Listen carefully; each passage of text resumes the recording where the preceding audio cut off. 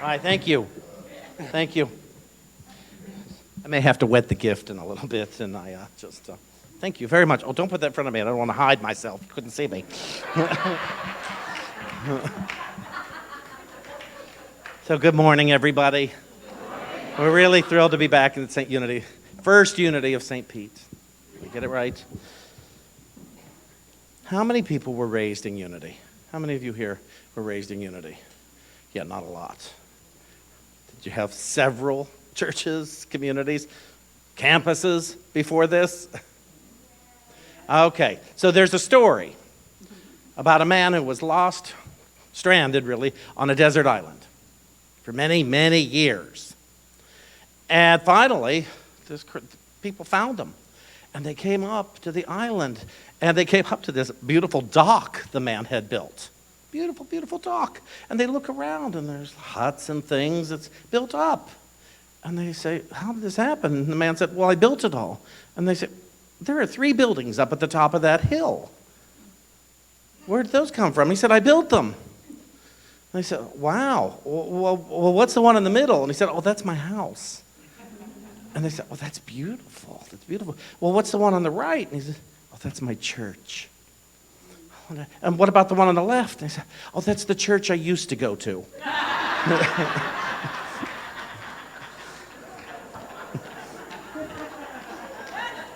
Welcome to Unity.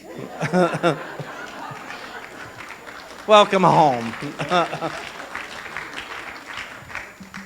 So my talk today is called They Promised. You know, I came into this spirituality thing as a kid. I don't mean a young kid as age-wise. As a kid, emotionally, mentally. I was in great need of healing. Spiritually, mentally, physically, I was okay. But I was probably on my way downhill if I didn't do something. So I went and found some people who were in similar situations and who had healed from a lot of it. And, those, well, we'll call them anonymous people. And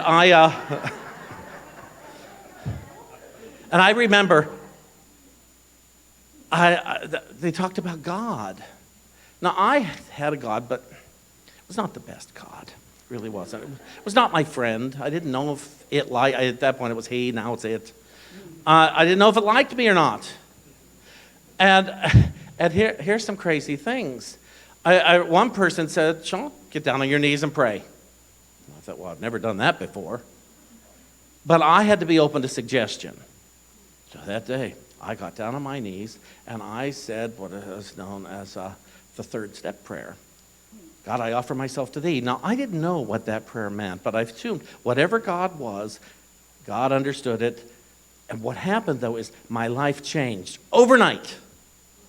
Overnight. They promised me if I prayed differently, my life would change, and they were right. And I was trying to prove these people wrong, believe me, because it's a lot of work to heal. It is a tremendous amount of work to have a healing. It's not necessarily hard work. Yeah, it's hard work. And it's not easy, but it is very simple if you pay attention. And so I could, every night, I got down on my knees and prayed. And every morning, I got down on my knees and prayed. It didn't make me more religious, but it made me focused. And I started to believe. And so anybody, you don't have to get down on your knees and do this if you don't want to. But I highly recommend, if you're not already have a daily practice, find one. Find a chair. Find whatever. I suggest you don't lay down to do it unless you like a nice nap while you're praying. An unplanned nap when you're praying. And so so I did that. And then somebody said, Shawn, if you're having any troubles with this God stuff, read this book called Sermon on the Mount by Emmett Fox. And I did. And my life changed overnight. In that book, it pointed the way to where I was powerful. And I could shift. I could shapeshift. I could do lots of things. I could just shift my surroundings. And because if I were to think differently about it, it would change. It might look exactly the same, but I read it, I did it, and things happened. And then this big man in the back of a room one night, he said to me, actually he said it to everybody in there, but I was there and I like to take it personally, said, God has better things in store for you than anything you could ever imagine. And I could imagine some pretty wild things. Cars, money, other things. What I couldn't imagine was serenity. I had no concept of serenity. I thought I needed all the stuff in order to get serene. Actually, I didn't care about serenity. I wanted the stuff. Because I thought it would make me okay. I just thought the stuff would make me okay. Anybody identify with that? If I get this, then I'll be okay. Oh, if I just get this new car, I'll be okay. Oh, I need mats for the car. Oh, I better park it down at the end of the lot here so nobody hits it. Suddenly I've lost all sense of peace and okayness over my brand new car that I prayed for. So when I heard better than anything you could ever imagine, I got comfortable with that. It's like, okay, I don't have to just keep imagining, even though I have one of my 12 powers is imagination. But imagination is just to turn your obstacles into opportunities. That's the function of imagination for me. Turn those obstacles, the stumbling blocks. Oh, heck, that's not so bad. Alchemize it. But think differently about it. And so that's what I kept doing. They kept promising. And then a friend invited me to Unity. And I went to Eric Butterworth's Unity up at Lincoln Center in Manhattan. Yeah, wow. I'm very special. I'm more spiritual than a lot of you because of that.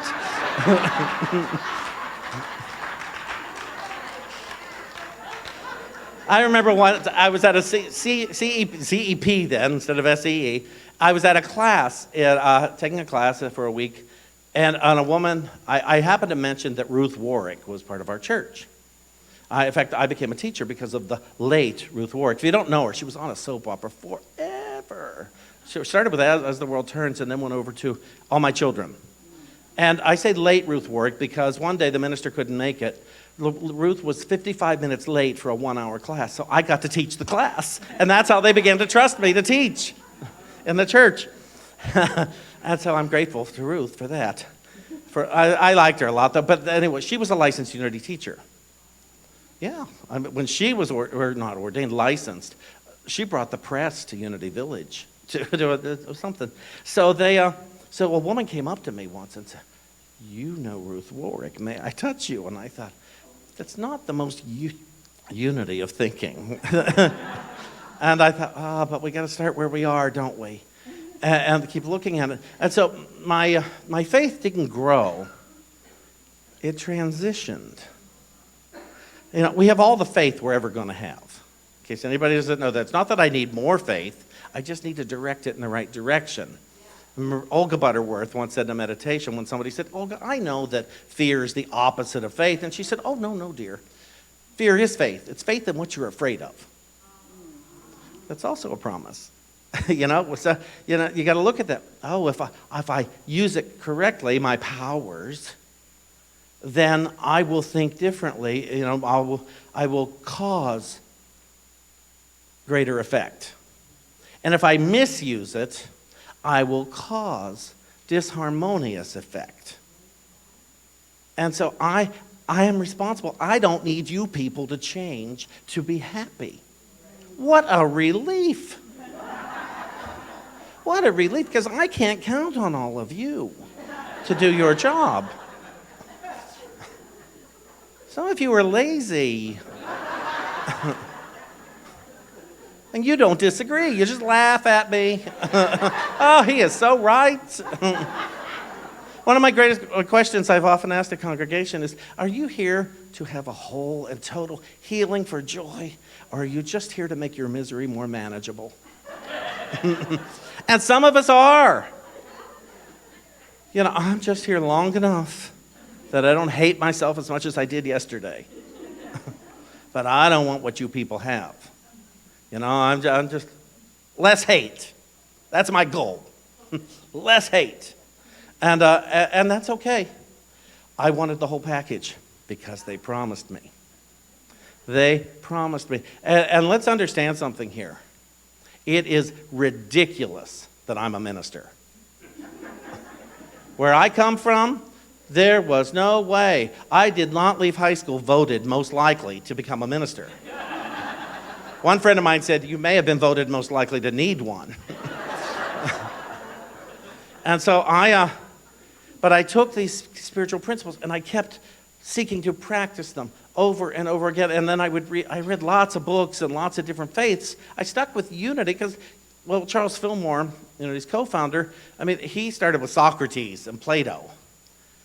I tried to get a little more contemporary than that in my readings. Emmett Fox, things like that. Oh, Emmett Fox was not unity, but he was a fan. And what I fell in love with was new thought. I just needed a new thought. Because sometimes they say, oh, they just brainwash you over in those places. And I say, that's okay, mine was filthy. My brain was filthy. I needed a good washing. Anybody? I didn't need a baptism. I needed a good hosing down. And with each success, with each little thing, because I paid attention, I say, pray diligently, which means to pay attention. Pay attention. What shifts when you pray? If nothing shifts, pray differently. I never succeed with, oh, please God. I never succeed with that anymore because I don't believe that anymore. We were in the Bible, and the Bible's a fine book. It's a wonderful way to point the way. It's not an object of worship, but there's such practical teachings. And pray as a little child, meaning pray believing. Pray believing. How many, they're not even new thought, they're new age coaches and what have you, will tell you that your goals must be 50% believable in order to manifest. Well, how is that different than really the Bible saying pray believing? To pay attention to that, I'm not here to convince anyone to read a Bible today. But I've enjoyed it. And I have not memorized the Bible. Don't have to. I have Google. Yeah. Google is my friend. God, that's where God is doing for us what we could not do for ourselves. And so in my spiritual life, I've manifested a whole lot of stuff. But not till I started manifesting on the inside. And I manifested on the inside because I listened to people like me who promised me. My teachers promised me that if I thought differently and I used the principles, the spiritual principles, which are true, not all of them, stuff we hear are true, but the ones darn well are true. If you don't know how it's true, here's how. If it can be different, it's not true. To me, God is truth, love is truth, but my understanding of it is not, because my understanding of it keeps changing. So my understanding of truth and well-being, that's not true. I'm making up a story for now for my own comfort level. It's kind of like God. We all create God in a different image and likeness. But God is a different story for every one of us. We made up the name as human beings. We're trying to find some way to communicate and find an essence for what is. And the problem is we keep making it what it isn't. Because we want to be able to describe it. Oh, my God is... And if I asked you, what is love? You'd say, well, it's the... Well, oh, and it's this. Mm-hmm. Oh, and it's this. Oh, it is this. It's too big. It's too big to put in a box. Yeah. And we keep still trying to put it in a box. You should love everybody. Yes, you should. What we don't know is how to love everybody. Because everybody's different. We're all in a different box. We all come in a different package. And so, how do I love everybody? How do I love my neighbor as myself? Oh, for Pete's sake. I often ask, that biblical instruction, love God, love your neighbor as yourself. And I say, which is harder, to love your neighbor or to love God? Which one? It's harder to love God. If I loved God according to divine law, I'd have no problem with the neighbor. if I love truth and principle and love and the divine law, the neighbor'd be a blip. That's just a disagreement. We have one neighbor at home. I've been praying for 15 years on how to experience forgiveness with this guy. 15 years. And I still haven't found the willingness in me. I'm serious. I recently, he waves to me. Recently, I'm driving up the street and he waved to me. I did not wave back because I was afraid I might not use all my fingers. And I wanted to do that. I want to love this man. Believe it or not, I absolutely want to love this man. Because I will be set free and so will he. And I'm holding out on God. God's not holding out on me. I'm holding out on Shawn. Shawn's not holding out on me. Maybe he is. I'm holding out on you guys as long as I'm unwilling to love this person. And they promised me that if I did, I could be happy, joyous, and free. How about that? But I'm worried. I'm worried that somehow I'm going to lose. They're going to get away with it. Anybody understand that? Your judgments, your unforgiveness, you're worried that somehow God's good isn't as good as they promised. And it's horrifying. I'm told they don't do a lot with Bible here. And when you pick up your Bible, as I'm sure you all do, I embrace the Bible. And I picked this up before we left because I really like to do it. And here, I think it's Luke, and I go, oh.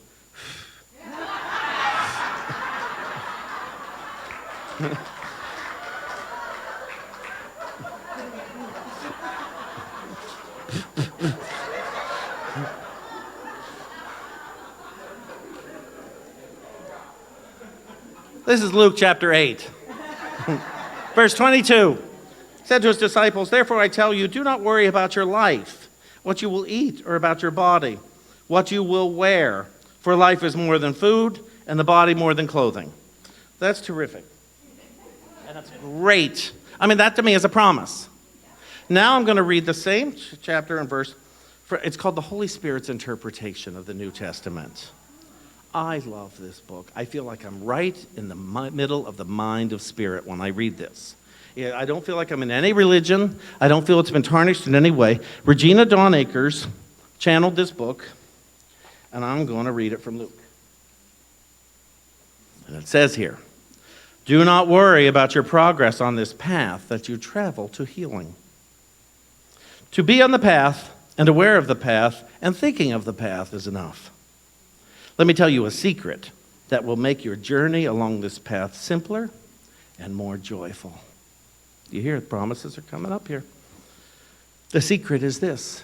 When you read a word like joyful, that means, oh, I could be joyful all the time. Not just some of the time.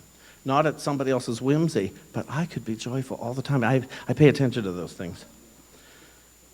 "I have spoken to you of both experiences before, so this is but a reminder for you. The only two experiences that you will know as we travel this path together are the experience of your willingness and the experience of your resistance." The only two experiences, everything that you think you experience is either that or the other. So do not worry about your progress on this path. Do not judge your own thoughts or actions, for worry and judgment do not bring joy. Do they? No, so you know. But I love this. So worry and judgment do not bring joy, so they cannot be willingness. It's so simple. Discern carefully, my friend. Recognize the thought within your mind, and at every opportunity, choose the strength of your willingness. Seek only for the kingdom, and all things will be given you. Where your heart is, your treasure is also. It will be helpful if you remember this. God's will is that you be perfectly happy in every moment of eternity. Isn't that good stuff? Good stuff. I promise you this is true. Go ahead and clap. I like it. I promise you. You're not applauding me. You're saying, yes, I heard something I can resonate with today. That's something that is good for me. And this lovely man passed it along. Okay? I'll tell you, I spent a lot of my life afraid. Very, very afraid of doing things I really wanted to do. And at a certain point, I thought, I don't know how much longer my life in this body is going to be. And so there are things I really want to experience. In the past 10 years or so, I've been doing a lot of them. As I step forward to do things, I mean, like I said, 20 years ago, I became a minister. But I've done, I started doing stand-up comedy. I put my own one-man stand-up comedy show together in 2015. And I did it because I was afraid. I spent years in a tech booth at a place called Don't Tell Mama in New York City. And I did the lights and I did the sound. And I wanted to be on the stage. And I was afraid to. I was so afraid to. I wanted to sing. I wanted to do stand-up. And then one day, this man who produced comedy shows, I said, I would love to do that. He said, I would so put you on. And what I did, I said, I gave myself 4 weeks to write and learn seven minutes. And I did it. And I did 30 appearances that first year in people's shows. Yeah, I got nominated for an award. How about that? I'm wonderful. Now, Friday night, we did a Q&A in the back, and I explained to people, this does not make me so amazing or fantastic. It makes me an example of what is possible, and I was taught I'm obligated to do that. I'm obligated to get up and prove what is possible. So are you. If you have passions, if you have things you want to do, you're obligated to prove what is possible. This is the stuff I had a passion for. And then in 2015, I wrote a 1-hour show. And I wanted to sing in it. Crazy. I never sang. Until one day I'll tell about you in a second. I took a David Friedman workshop at a retreat. And I wrote a song in it. That's not the song I'm going to sing right now. But people liked it. And I sang, and people were like impressed. And then the next year I said, I want to sing a David Friedman song. And I did. And it went into my show, and that's the one I'm going to sing in a second. How many of you have experienced the lovely David Friedman over here? Okay, we are partners. You may have seen in that photograph. It'll be 20 years on July 4th. There'll probably be fireworks. Think of us when you see them. But David makes a way for people to sing when they thought they could never, ever do such a thing. And this particular song, David, I encourage you to look up David Friedman online. David conducted and vocally arranged a lot of Disney animated movies. Beauty and the Beast, Pocahontas, Aladdin, Hunchback. He wrote for Lizzie McGuire. He wrote for Aladdin 2. Bambi. Yeah, the Bambi sequel. He wrote the opening song. I told the story in the back there, and I'll tell it real quickly here. Who here has seen Beauty and the Beast, the movie? Okay, so you know. That title song that Angela Lansbury sings, or Mrs. Potts is singing, that one, she's singing it to him in the studio. It's the end of the day. It's the last thing to be done, and she's singing it to David. So if you ever see that movie again, picture his face. Mrs. Potts looking at and singing the song. It's a high point of his career. But anyway, so he wrote this song for a woman named Laurie Beachman many years ago. And she couldn't sing it. It was too close to home for her. And then Nancy Lamott, who he produced all her albums and wrote a lot of songs for her, she sang it and recorded it, and she's not with us anymore either. This song is not about death. This song is about life. This is about people, if there's something you've been aching to do and you're afraid, do it anyway. Fall on your face doing it. fall on your face. If people laugh at you, if people make fun of you, so what? They're not your boss. You're not the boss of me. My show was called Because I Can. My second show was called Because I Can Too. It was a T-O-O, but because I can too. Because I'm a little kid in many ways. So this song, we're going to sing here, and it's going to close out my talk today. But thank you. Thank you very much. I hope you'll stay for the Q&A that we're going to do here in a little bit. First, I'm going to wet the gift.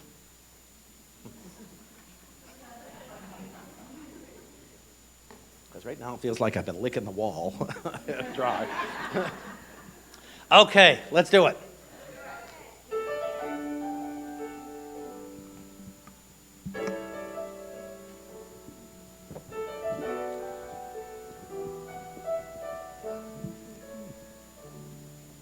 I never thought that there could be a love like yours and mine. I never dreamed that I would see the day that I would find a love that feels so right. But here we are this morning, and now the only thing we really need is time. We live on borrowed time. No one can be sure when the loan will finally come due. But I'm loving all of mine. I know what time is for. I borrowed it so I could spend it all right here with you.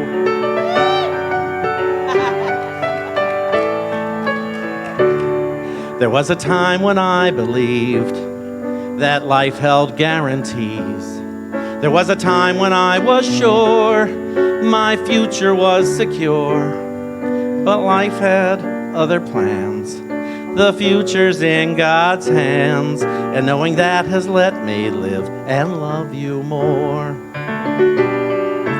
We live on borrowed time. Yesterday is past. Tomorrow seems a million miles away. But I promise you that I'm gonna make love last by living every moment, every hour, every day. Now we may have a year and we may have a lifetime. No one can be certain what the future will allow. But you and I are here, and this time is the right time. 'Cause one thing that I know is that we have each other now. And now we live on borrowed time. Let's celebrate and sing as we walk bravely into the unknown. 'Cause we're gonna be just fine, whatever life may bring. We'll face it all together, and we'll never be alone.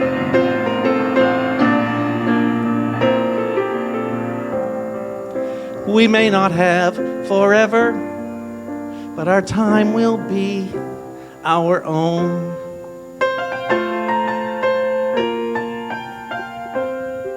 See you in church.